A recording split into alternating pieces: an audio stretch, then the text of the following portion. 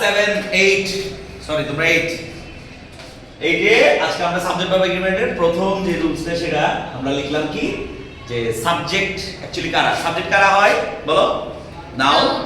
pronoun noun phrase noun clause noun pronoun noun phrase noun clause তাই না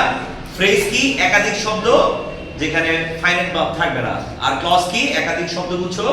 যেখানে finite verb থাকবে right finite verb কি tense অনুযায়ী ভার্ব এটা আমরা পড়ছি ক্লাসে তাহলে বাক্যের শুরুতে যদি অ্যাডজেক্টিভ থাকে অ্যাডভার্ব থাকে হিয়ার এটা ওয়্যার মতো বোঝা যাচ্ছে হিয়ার দেয়ার থাকে তাহলে তারা বাক্যের সাবজেক্ট না যেমন এখানে একটা সেন্টেন্স দেখো সুইট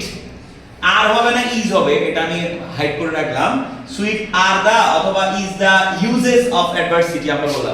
আমরা বললাম কি বাক্যের সাবজেক্ট কি হয় noun pronoun noun phrase noun clause এখানে যে সুইট লেখা আছে সুইট সুইট শব্দটা হচ্ছে অ্যাডজেক্টিভ কেমনে বুঝবো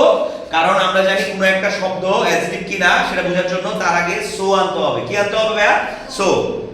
যেমন so sweet so beautiful so nice so mesmerising so enchanting এরকম শব্দ হয় হ্যাঁ তাহলে সুইটের আগে সো আসে তাই না এটার আগে কি বসানো যায় সো আসে সুতরাং এটা অ্যাডজেক্টিভ অ্যাডজেক্টিভ যেহেতু এটা বাক্যের সাবজেক্ট না অ্যাডজেক্টিভ যেহেতু এটা বাক্যের সাবজেক্ট না তাহলে এখন আর হবে না ইজ হবে ডিপেন্ড করবে পরবর্তী নাউনের উপর আমি তোমাদেরকে লিখছিলাম দা এবং অফ দা এবং অফ এর মাঝখানে যেই ওয়ার্ডটাই বসুক না কেন একটা ওয়ার্ড বসলে সেটা আইএনজি হোক যেইভাবে বসুক সেটা কি হবে নাউন হবে যেমন this is the go of life কি বললাম this is the go of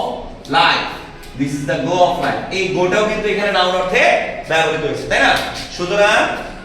এই সেন্টেন্সে আমরা দা এবং অফ এটা নাউন হিসেবে পাইলাম কি কোনটাকে নাউন হিসেবে পাইলাম ভাইয়া বলো ইউজেস কোনটাকে নাউন হিসেবে পাইছি ইউজেস এখন ইউজ তো ছিল verb use originally verb right তো আমরা যখন এখন নাউন হয়ে গেল দা ইউজেস হইছে এখন নাউনের সাথে এস যোগ করা থাকলে কি হয়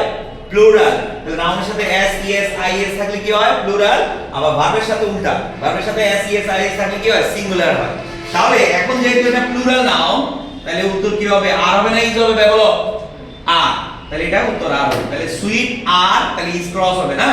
দা ইউজেস অফ অ্যাডভার্সিটি অ্যাডভার্সিটি মানে হস্টালিটি দ্যাট মিন্স প্রতিকূলতা ঠিক আছে যেটা এনিমোসিটি শত্রু ভাবাপন্ন বা